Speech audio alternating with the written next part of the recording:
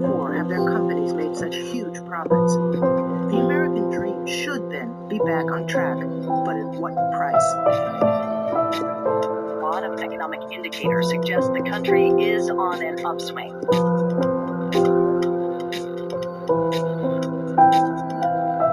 There have been 73 straight months of job growth in the private sector in this country, which is huge.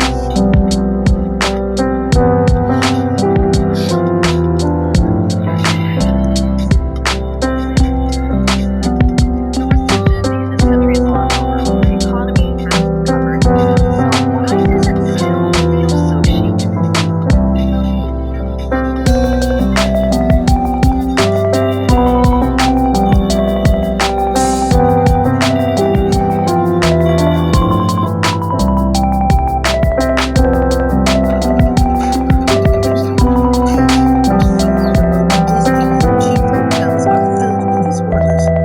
Afford to rent an apartment. 1,700 families are living just on this stretch.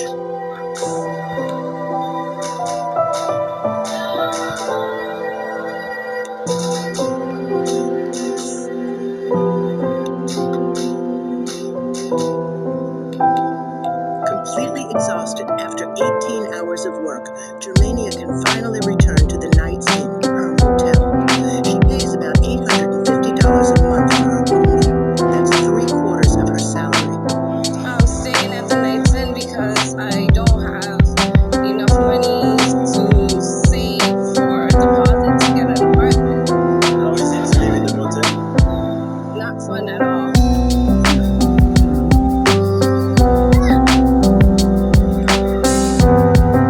Kids in a hug and then I give you donuts.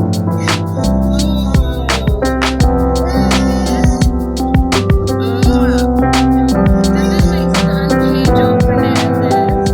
He's 4 years old. This is my mother-in-law, Marilyn. This is our room. We're staying in the Knights Inn. My bed and my daughter's bed.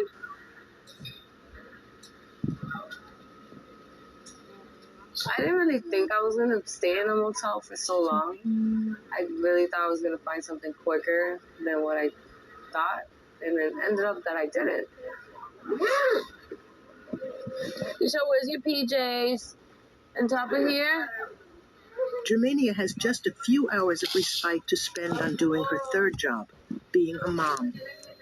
It is very difficult because you have to keep opening and closing them and mopping them and take out their school clothes, take out their clothes that they're going to wear for the day. A lot of organization. Bath time. Marilyn is the mother of Germania's ex-partner. She left her town in the northern U.S. to help keep up the illusion of a normal life in a room that's just 15 meters square. She looks after the 3 children while Germania is at work. You try to make it as comfortable as you can for them, making them feel like it's not a big place, but this is our tiny little home for now. And sometimes they're okay with it, and sometimes they're not. But why? The famous question is why? Why? It's no fun. If it were up to my granddaughter, why can't everything be 99 cents? Because at least they know 99 cents is not that much. Try to get by it. You have to go sit down. Sit down, sit down, sit down. Who wants cheese? Who wants pepperoni? Cheese! I want cheese and pepperoni and All right, well, I'm going to start off with one slice, and then when you're done with that slice, I'll give you another slice, okay? Because we don't have a lot of big bowls. Yummy, huh? yeah. The pizza was just literally a few dollars that I had left on my card. So, kids wanted to have pizza. So I was like, all right, let's buy some pizza. Now I have no money, but at least they ate something. What you have? I want to say like $8. Yeah, like $8 I have to my name right now.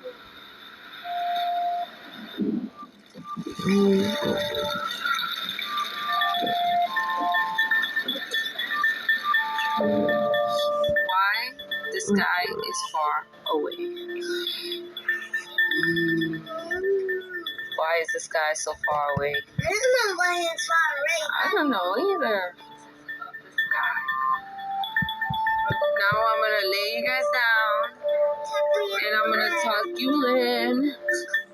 I'm gonna put on my shoes and go outside while you guys go on the night. Yes, come on, big baby.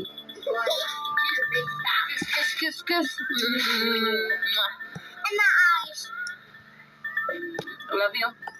Love you, Mom. I love you more. The break was short-lived. Germania only gets to see her children for 4 hours a day.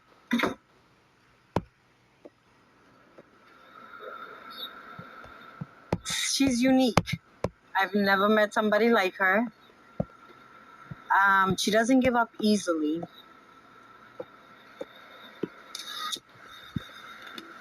I just feel bad that it takes her freedom. She's not able to enjoy all that quality time with the kids. She's only getting a few hours of sleep, maybe an hour, maybe 2 hours when she has to go back to work. And she's 25. And she's only 25. I think she'll be stuck in the system for a long time. She's always going to be working. So everybody that doesn't, I say, this American dream, it's a whole bunch of crap in my eyes. It's all a bunch of crap. It's only to make those that are rich and have more, make the less fortunate work harder. More money for their pocket and less money for the ones that are really busting their butts out there. Or sacrificing what they... It's not fair. So I don't find it an American dream. American workers have come out of the crisis more vulnerable and even poorer than ever, condemned to always working more hours just to get by.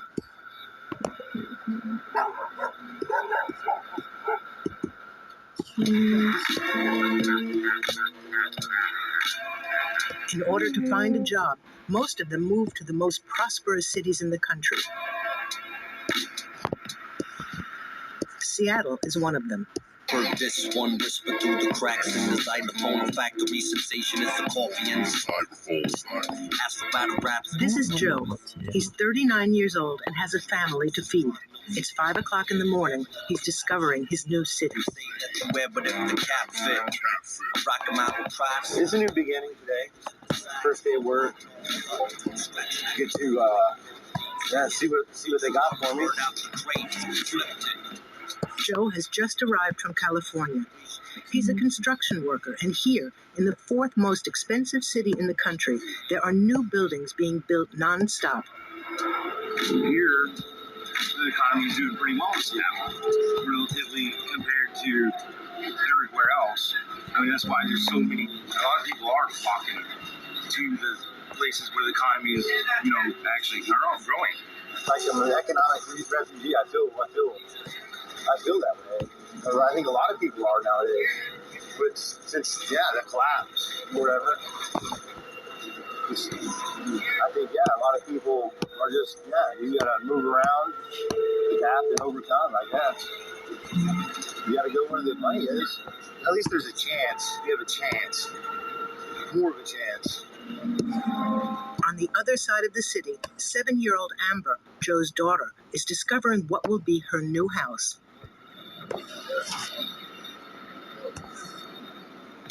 This morning, in her cherry print pajamas, she's a little overwhelmed by the camp. A camp which is home to those who have been left behind by the city. This is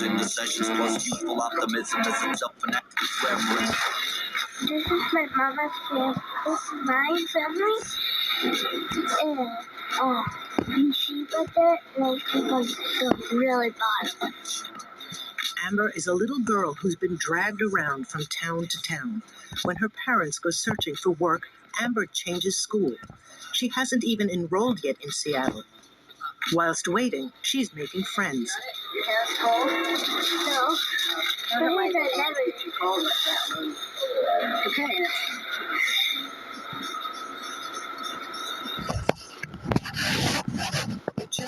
Amber's mom here in the city center. She earns almost $1,300 a month full time. Wash your hands. Wash your hands, Mama. Together. Before leaving, she had to prepare a baby bottle for Astoria, her youngest. Yeah, porta potties in the bathroom. It really sucks. You know, it's hard. You know, I don't know, maybe 40, 50 people. You know, it's not exactly what I expected in life. You know. After having spent what remained of their money on motel rooms, Joe's family had no other choice but to end up here in this church parking lot. Okay. It's worrisome, you know, because I don't want them to be living like this. You know, I never figured I'd be in this kind of situation for my kids to be in this kind of situation. Never done it, and this is the first time I've ever had to do it. You know, because I've had tons of money, and now it's just like I'm dumbfounded. You know, it's really bothersome being here. You know. In Seattle, 500 families live in these temporary camps, tolerated by the city. They house people whose insufficient wages mean they can no longer live in cities, which have become too expensive. These are the Americans who were hit hardest by the recession and who never managed to get back on their feet.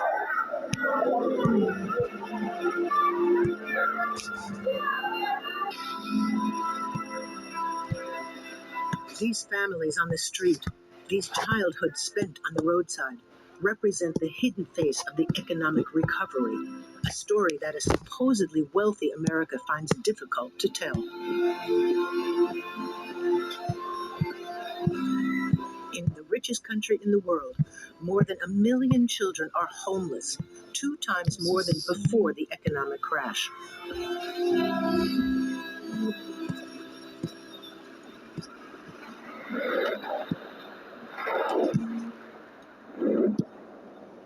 Reduced to gathering the crumbs of opportunity, on foot, by bus, Joe has been en route for 2 hours, trying to remain hopeful about finding work. His remaining hope this morning lies behind this door. Here, day work is offered for the city's construction sites.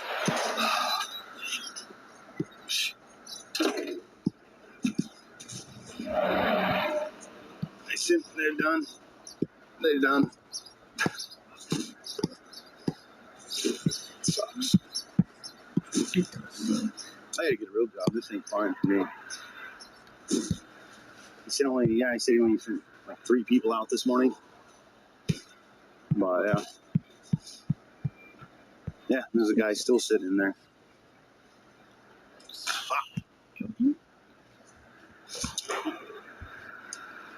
Pissed at myself. I should have got up earlier, I guess. I just overslept 10 minutes.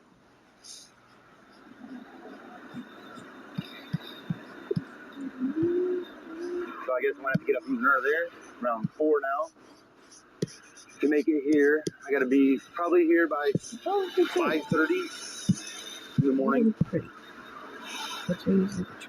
To maybe go to work, maybe not. Just not yeah. Every day. Yeah, pretty much every day.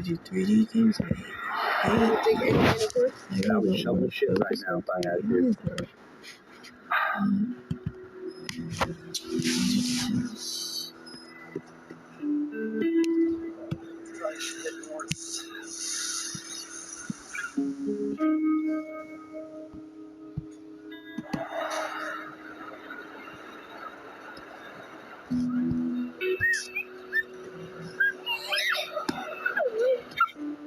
For these workers who live day to day, So to come here. Let me change a little. Thank you, bud. their often inevitable fall to financial ruin is dizzying. Well, you weren't supposed to eat it. Arsenio used to have his American dream within his grasp. See daddy, see your uncle, see your other uncle.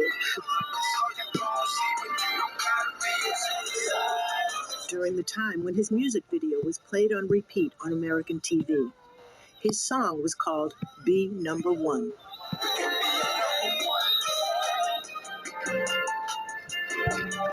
Hey, hey. Oh, oh, oh. That's the thing about America. You're going to have your ups. You're going to have your downs. You're going to have your greatest moments. You're going to have your hardest moments. But the thing is to stay true to yourself. And the key thing is to keep going. Never stop. You never stop. I think America is just a playground for upscale people. You know, because I've dealt with a lot of people that's been high up there, and when you meet these type of people, it's just like they don't think of life as we do. You know, it's just like, oh, anything I can make something happen at the snap of my finger. You know, I believe it's all for the rich. You know, it's all for their gain. I wouldn't say they pick on the poor, you know, because I don't think nobody picks on the poor. But they look down, you know, and to be somebody in once top position before to here, it can make you realize, like, did I look down on that person?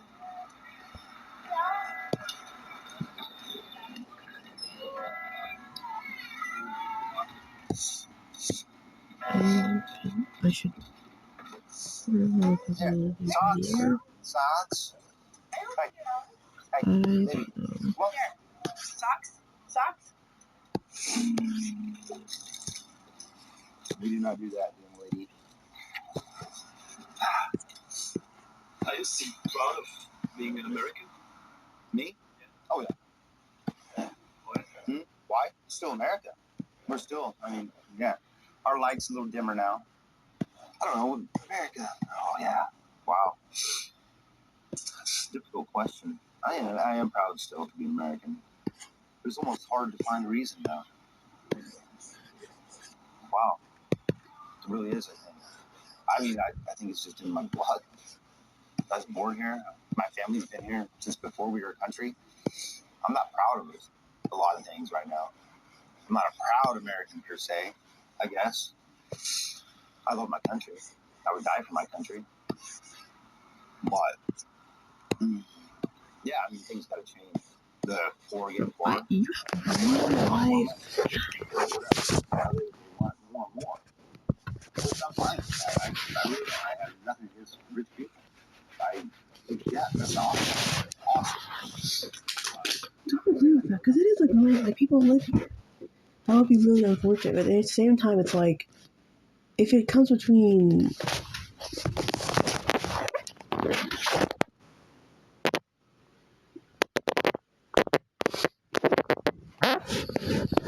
Take the land.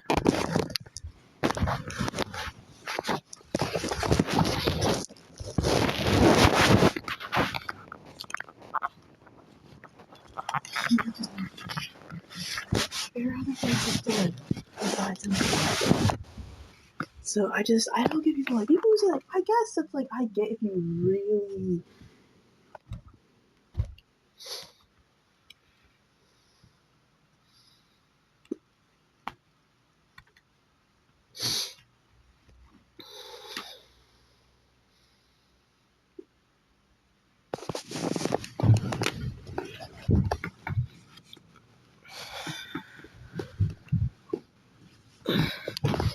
It's land.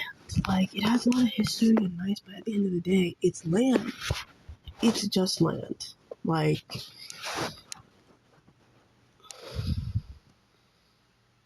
it's like, to me, it's like a phone that has a lot of sentimental value. You know, like, you had this phone.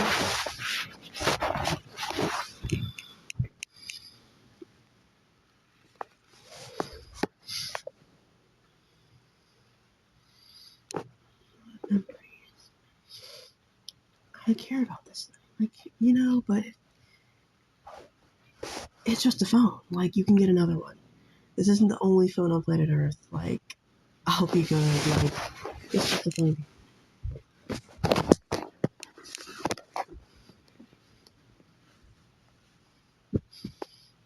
It's It's not the end of the world.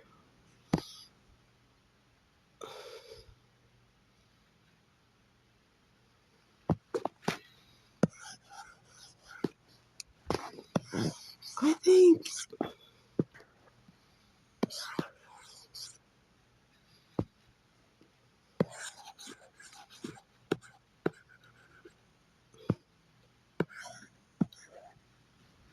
I don't even know because I care about my life, and I think other people should.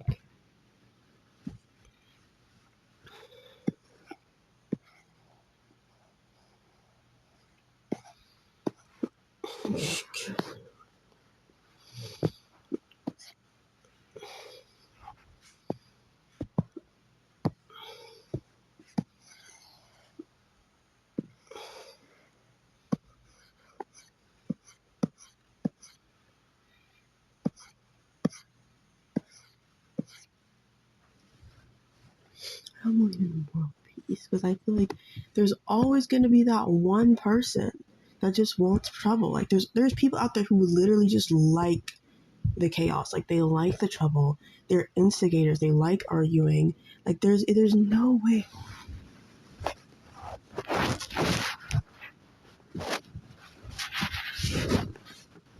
Who just wants to be like, even if every 99, let's say there's 100 people in a room, all of them are great, wonderful, cooperative. There's always going to be that one. I feel like there's just always that one person who just wants to be contrary, who just wants to be different, and really doesn't like.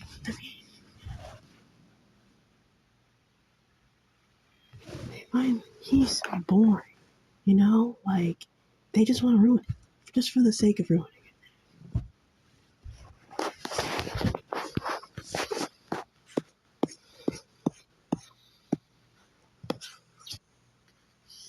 You never get die. Jesus doesn't. What am I talking about? I'm just talking to myself. Wait, stop talking. I hit myself because I just don't want to hear myself talk right now. Say something that I might regret. Isn't all that smart? So yeah. I really felt that, you know? Hey, as a kid, that's what I thought. I don't know. I just thought that, you know, world peace is just unlikely.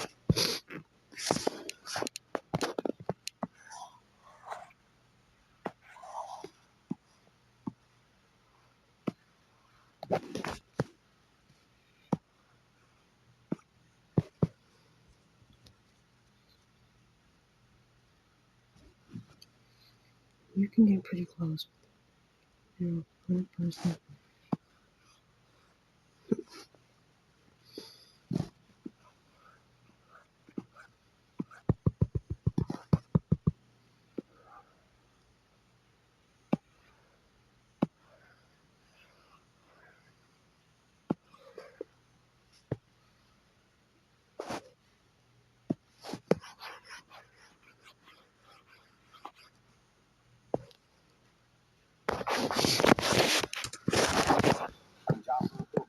Not once. But there is a limit, I think. And I think some should be turned back. I mean, the tent cities, look, one of the wealthiest cities in the country, you know, this stuff shouldn't be going on. I'm ashamed. Shame. This is a real blow to my pride. Yeah. It sucks. You need a job, bro. They need to get these full jobs.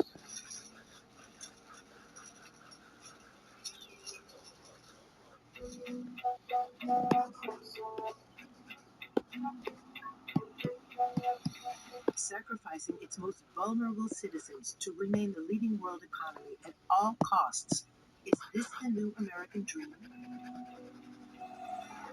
It's a dream for the giants of finance, a remarkable economic upturn with the workers paying the price.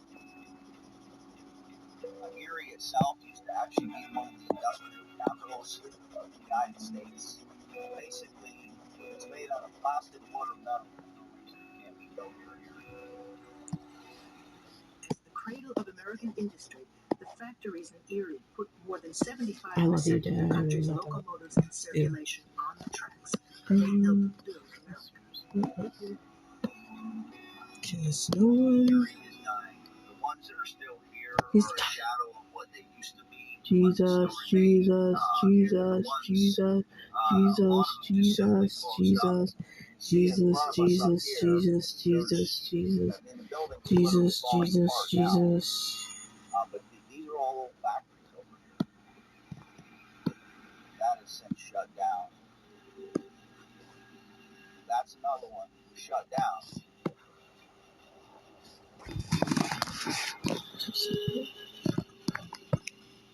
Scott Slauson is at the head of one of the oldest trade unions in the USA. In other words, he is the sworn enemy of the multinational company whose employees he defends. GE is right over here. We'll actually get a front view of it from the north side. You ever General Electric, American energy giant, 36 branches in 142 countries, the seventh biggest company in the world. Their most successful branch is based here, Transport. But here, they are living on borrowed time. General Electric decided that the wages they were paying us were too high and weren't supporting the profit margins that the company wanted, even though those profit margins were in the 19 to 20% range. So they built a low-wage factory in Fort Worth, Texas. And that's led to the layoff that we're at today because they just don't understand at some point that it's going to cause a collapse of the United States. It's the new strategy of big American companies. Relocate within the U.S. and move to where the salaries are lowest. For these locomotives will be made in Texas, a state without trade unions. The workers there will be paid half what they were paid in Erie. And the redundancy plan is already in place. Here, Jesus. General Electric is laying off 1,353 people. Hello. Tom Swarrick is next on the list. A lot of people honking? Oh yeah, a lot of people. As a GE technician, Tom Myself, Swarrick go makes away. electric wiring for locomotives.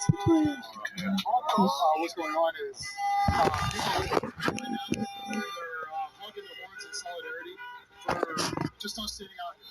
But hold on. Since they started laying off 5-6 months ago, people have been coming out here every Thursday. My name is Tom. I'm 43 years old. I've been a GE employee for 13 years, and I've worked in the union for 11 of those 13 years. And tomorrow's my last day of work. I'm permanently laid off. And Sal has been at GE for 11 and a half years. Day to day, I don't know if I have a job tomorrow or what. I received my notice the other day. Due to a reduction in the workforce, you will be removed from your current job. This contact serves as a 40-hour notice of your permanent lack of work.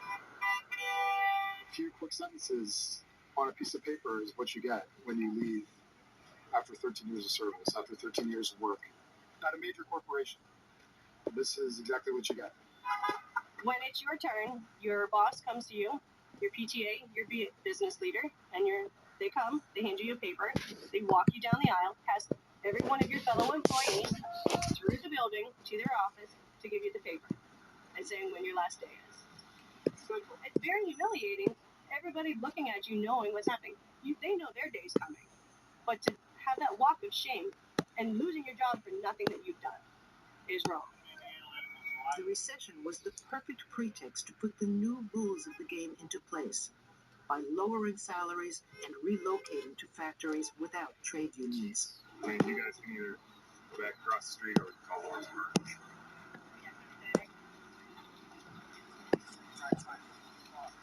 For these blue-collar workers, they have to take it or leave it.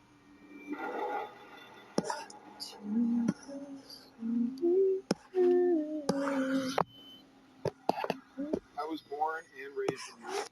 I love the city, but I don't know with being laid off if I'm going to have a chance to stay in the city. I'd be very sad if I had to leave. A lot of people that got laid off, they decided that they're going to move away and do something else. I don't want to do that. This place is home.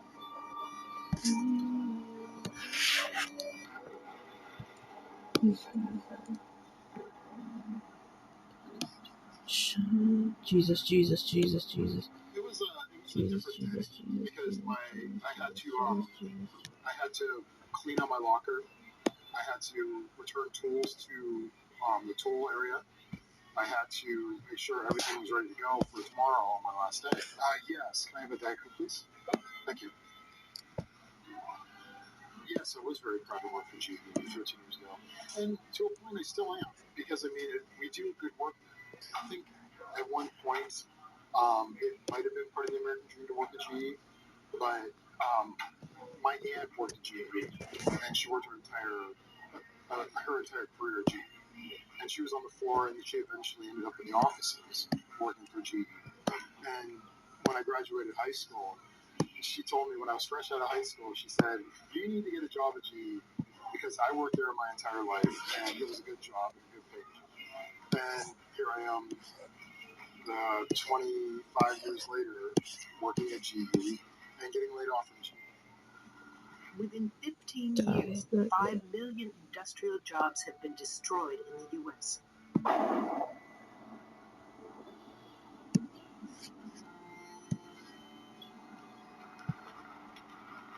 It is indeed the end of the captain's industry, the paternalistic companies that build America into a leading world power, hand in hand with their workers. Devil's Child.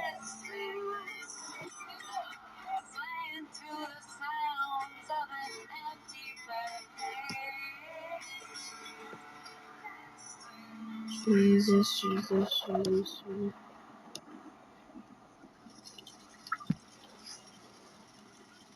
This morning, like every other for the past 13 years, Tom Swarrick got up at 5:45 a.m. He is a punctual man, even on the day of his layoff. I did have a little hard time sleeping last night, looking at my clock, thinking of what time is it or what time do I have to get up. The more I think about it, the more I think it's going to be a stressful day. I think I'm going to miss is the getting up every day and the daily routine, because I'm a person of habit. I like getting up. I like having a place to go and have to be there at a certain time and getting my day done and doing certain things every day. Getting up and not having anything to do is kind of a little unnerving.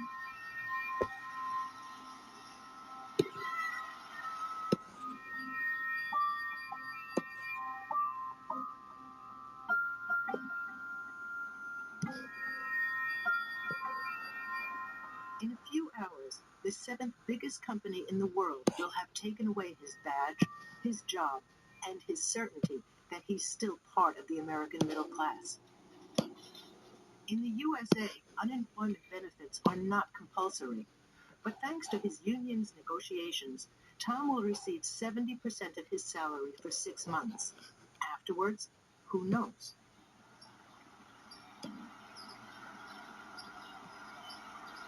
So what's the thought process behind that? At the General Electric Union headquarters, Scott Slauson has just received more bad news. The company wants to get rid of 181 more jobs. We're not going to sell the farm for 181 jobs because that's not fair to, number one, everybody that is out on the street and everybody that is currently working. It's just not fair. But we'll see. All right, later. Bye. The company we work for, they're not very admirable. But General Electric's profits keep increasing. They just redistributed $26 billion to their shareholders. From the beginning of negotiations, Scott Slauson has felt like he's fighting a losing battle.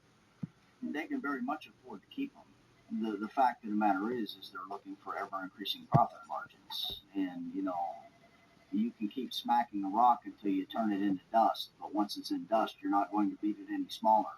But they're going to try.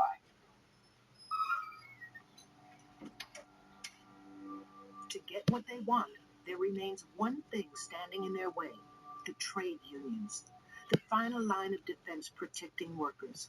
And for them, This is a death sentence planned by the financial districts of America. Back then, people knew what it was like to struggle for a cause. Just 50 years ago, one They in do every Jesus 3 devils. Americans were protected by a union. Now, it's only 1 in 10.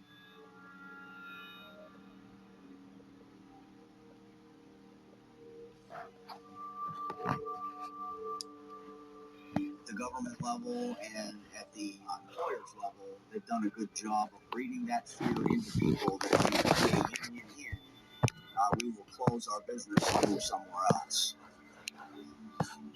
So there's just an inordinate fear of losing your job if you form a union. You know, basically they've got you. So you're going to agree to things you otherwise normally wouldn't agree to.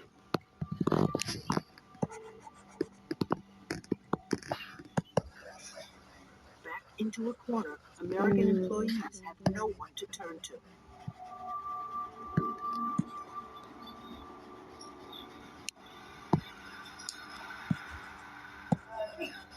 Tom and his colleagues now only hear news of the company they've devoted their lives to through reading the local paper.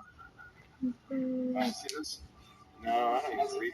I don't even read the paper. Front page of the Erie paper when they're laying people off the same day. They put that on there. GE Fort Worth, they manufactured 1,000 locomotives the same day, and they put it in the paper the same day that we got laid off. How's that first smack in the face there, Chris? Just keep going on and on. General Electric celebrated a milestone Thursday afternoon in Texas that could be read as a message for union leaders in Erie. That would be us, not leaders, but union people, as they continue to negotiate with the company. You still love America? Always will. It's my country. I have a flag in front of my yard, so it's very patriotic.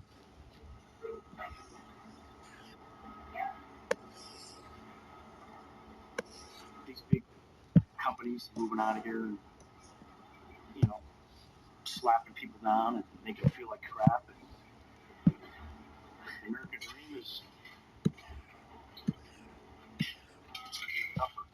Everything's set up. You know, it's not just about wages, it's not just about benefits. It's about treating you like a human being.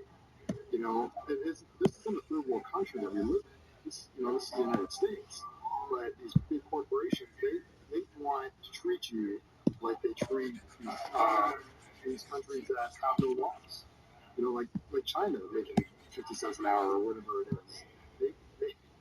They want to treat you like that. They see what they're doing over there, and why can't they do it here? The economic recovery has only really enriched a tiny fraction of America.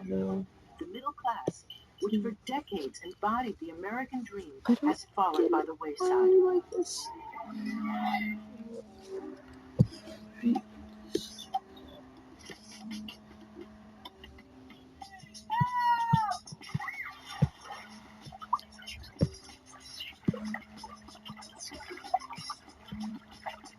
In Florida, we caught up with Germania and her family 6 months after we first met.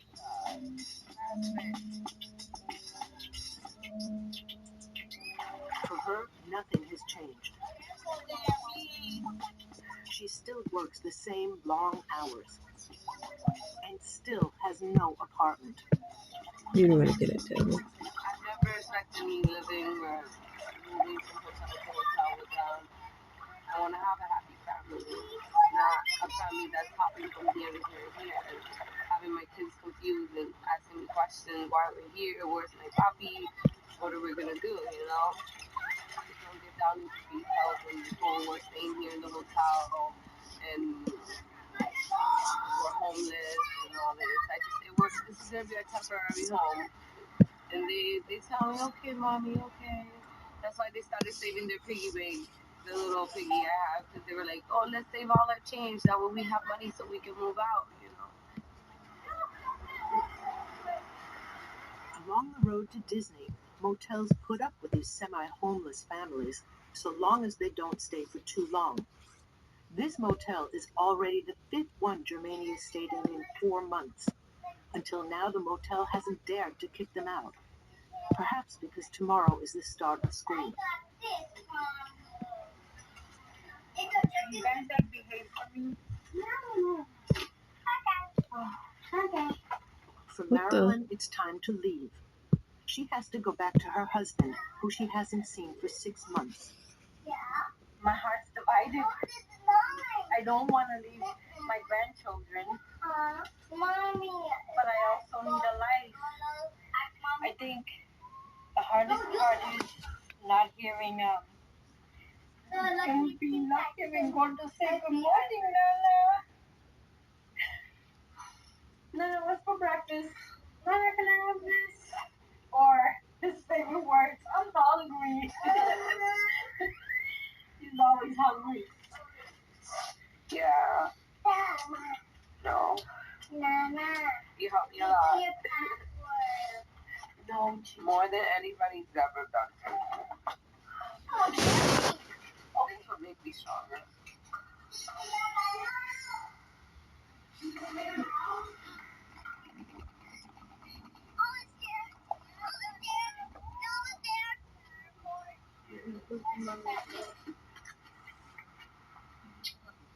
I love you. Tita, I love you more. You take care. Okay? Anything, let me know. Okay? I love you more.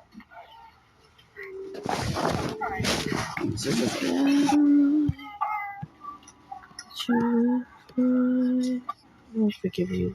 I will forgive you. What? I will forgive you because you deserve it. Oh my God.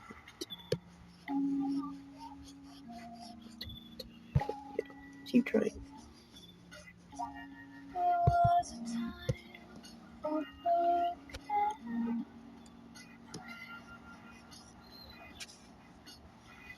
This is crazy. Packing all our goodies we can take them with us. That made everything fit. After spending 1 month in this tent, Joe, Chelsea, and the children are getting ready to leave the camp. A place has just become available in an emergency shelter in town. One more step up to civilization. That how beds is actually sleep on instead of crates. You know, real beds. We'll have our own bathroom. Take showers whenever we want to. Yeah. I need to start that. You have to move again. One more time. It is in a way, yes. You gotta do what you gotta do. How many times in the last year you would say? In the few years, let me see. 1, 2, 3, Shut your mouth. 4, 5, 6, 7, 8. Probably about 10 times. I'm just so tired.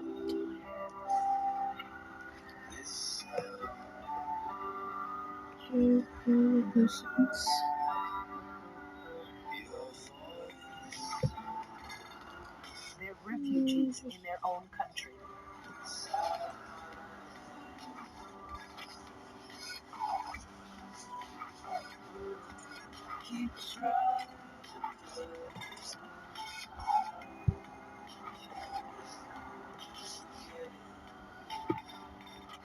They'll have the right to stay for 6 months in the center they're moving to. 6 months to get back on their feet, find a stable job and an apartment.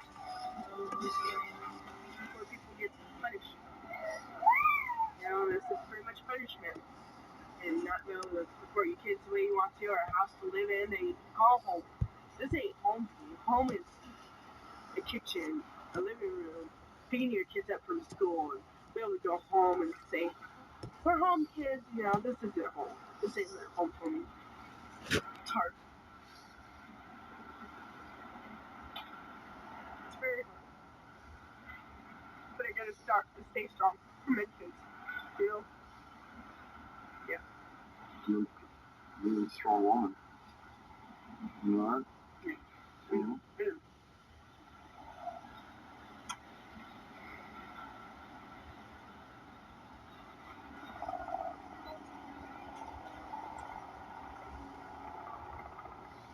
But 6 months wasn't enough. Having failed to find an apartment, Joe, Chelsea, and their children are back in the tent camp Where's where that? we first met them. Why? Did they at least save up a lot of money, at least? Come on. For Germania and her children, however, life is changing. A family aid program has found her an apartment. Thank you. This 3-room apartment, which they will pay the deposit for. Oh, I got this bedroom in here. Whose bedroom is this? That's so cute. And the stove, now we can bake again. So cute. Big, comfortable. I love the rooms. I love how there's 2 rooms and bathrooms in it. It's very nice.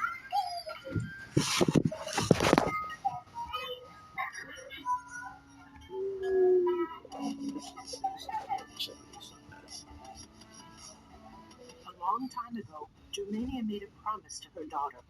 On her 9th birthday, she would have a house. That's really nice. So good.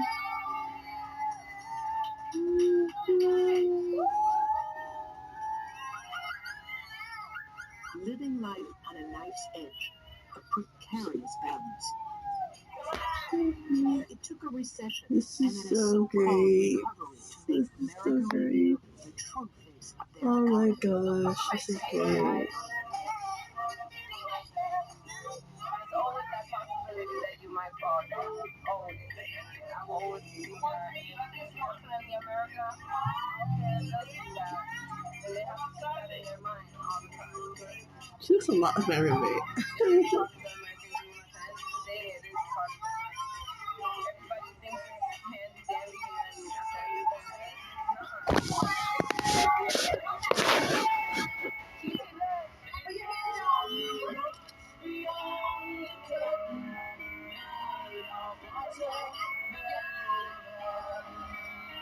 Delicious.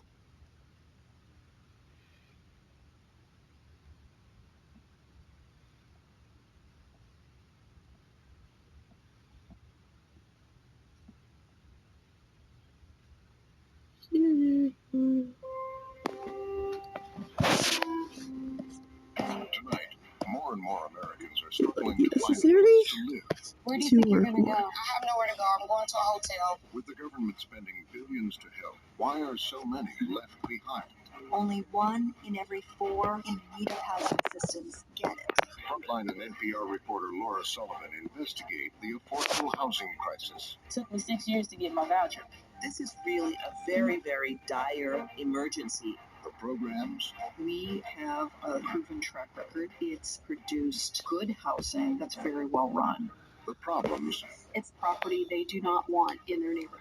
and if all the money is going where it should. What did you think when you saw the millions of dollars in kickback money? It was amazing. I mean, this is a huge amount of money. If you aren't following the money, how do you know that the low-income housing tax credit is working? Tonight, Frontline and NPR take a hard look at poverty, politics, and profit.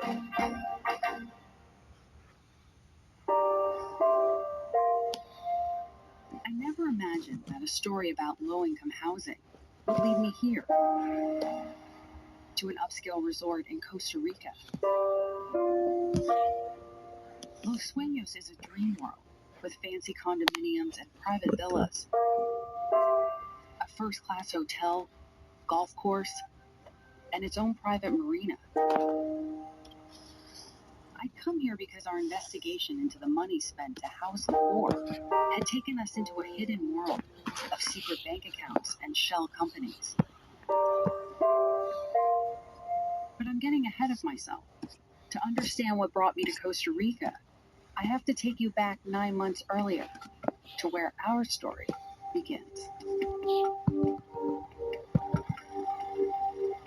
As our city grows, the number of affordable homes is doing the opposite. It's shrinking. Some are calling it the worst affordability crisis in U.S. history.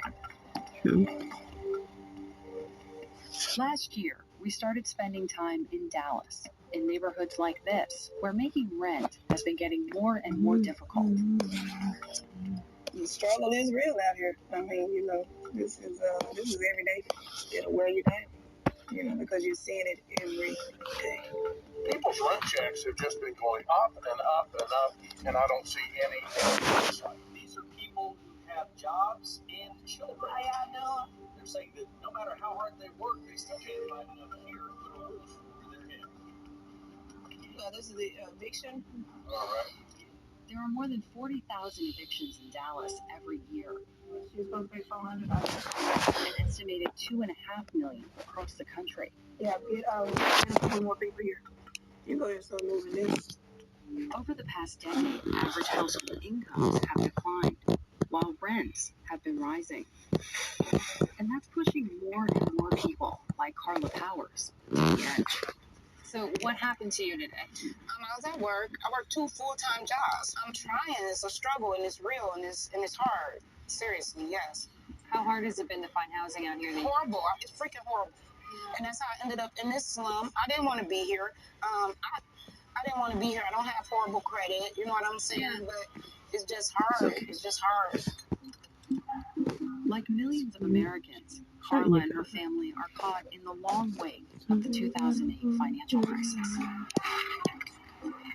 What happened when we hit the foreclosure crisis is that all of a sudden, millions of families lost their homes. They became renters, competing in the same rental housing market.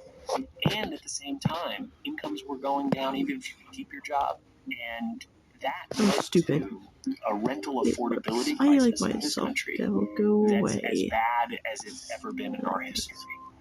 Did he come with $1? Have over 11 million renter households that are paying more than half of their income towards their rent each month. That means that they are, one emergency, one broken down car, one illness, one missed day of work away from not being able to pay the rent. They're really at risk of losing their homes altogether and becoming homeless.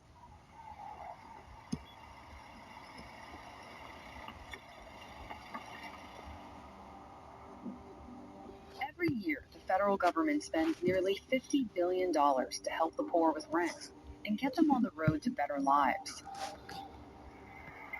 Over the past year, we've been investigating the 2 key programs that try to do that, to see whether they're working the way they should and why so many people are struggling.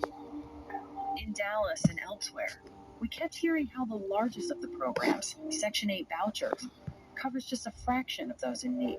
Section 8 applications. Thousands of residents have been fighting for a chance to get public housing assistance. When the vouchers are handed out, the response is overwhelming. Chaos this morning in the parking lot as tempers flared over the city's plan to hand out the Section 8 applications. Sunday morning, Monday morning. It's ridiculous.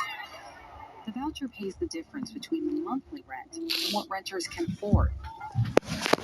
More than 2 million houses use it, but wait lists can be years long. How big a deal is it to get a Section 8 voucher? Only 1 in every 4 households that are eligible for and in need of housing assistance get it.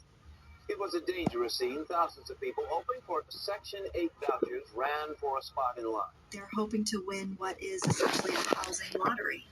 So it's the 25% who have the vouchers that are the lucky ones within this kind of a system. We wanted to see how Section 8 could work out for 3 of the lucky ones in Dallas, which, like many cities, has a tight rental market. Bigger than this. Farron Giles and her son have been sitting on this housing support for the past 2 months. You gotta walk kind of fast too, because you're not gonna get to school in time for breakfast. a variety of jobs since moving to Dallas 7 years ago. I've been a cashier, I've been a stocker, I've been a caregiver, I've been a welder, I've been clerical work, stuff like that. Oh, Mom made cupcakes last night. But even when working, she says it's been hard to find a place she can afford. What did you think when you got the voucher? I thought, this is freaking awesome. Yeah. I felt like it was an opportunity for me to gain more stability. This area in general, I would like to get away from. What is it about getting out of this neighborhood? Work. I want to live near a place where there are better job opportunities. And it took me 6 years to get my voucher, but I got it. You can best believe I'm going to utilize it. Yeah, do you guys accept the Section 8 vouchers? Linda Higgins says one unexpected event upended her life, leaving her so distraught that keeping jobs has been difficult.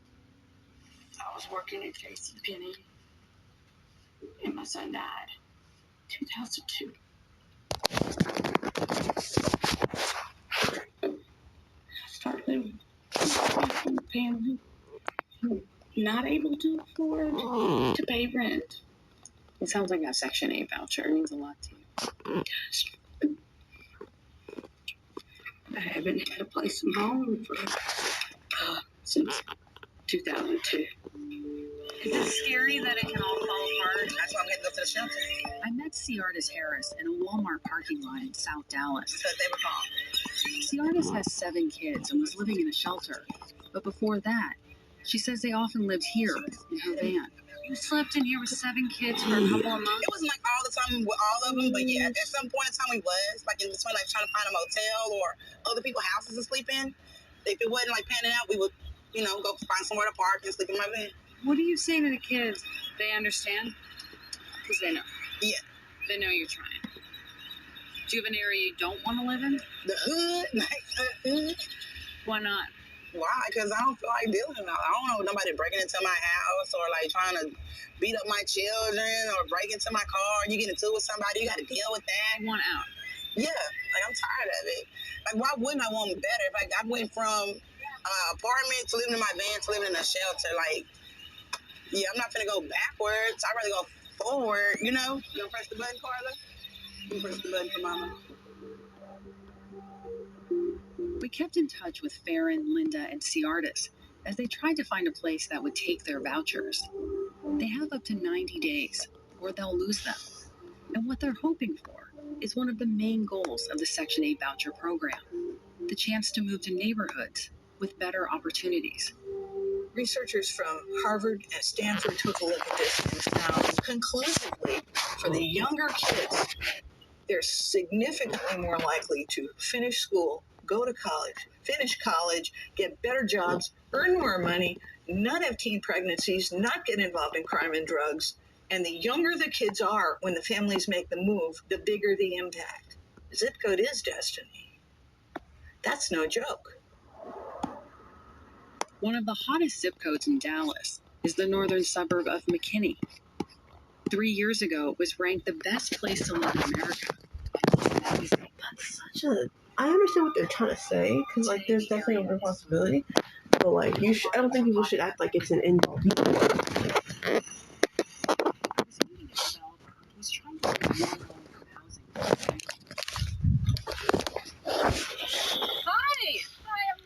Hi, Terry Anderson. Nice to meet you. Terry Anderson has spent her career in the field of affordable housing.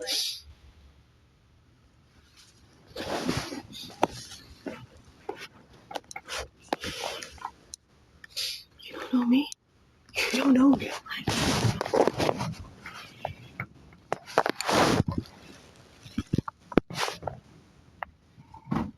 You don't know the future. You don't know their life. You have absolutely no idea what's going to happen.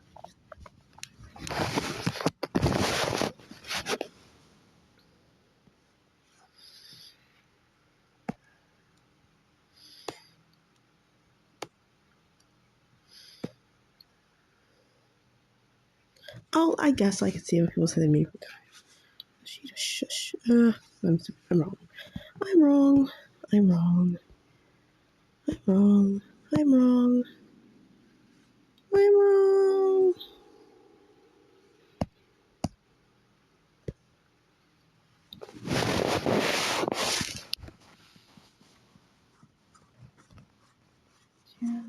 fine, it doesn't have an effect, but at the end of the day, it isn't a deciding factor. You don't know me.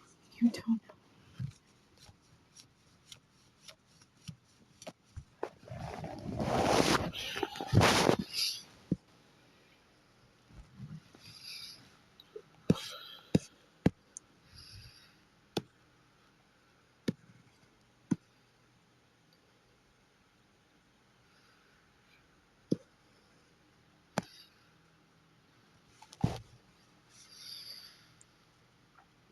Why even bother?